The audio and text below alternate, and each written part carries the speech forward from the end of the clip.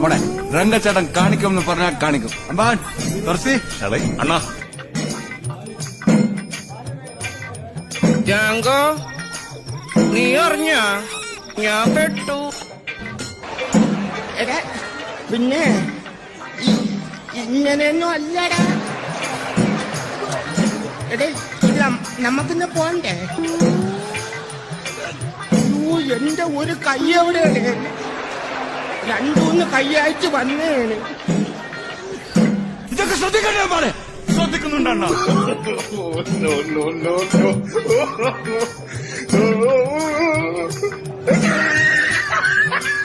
ഞാൻ അപ്പോഴേ പറഞ്ഞിപ്പ കേറല്ലേ കേറല്ലേ.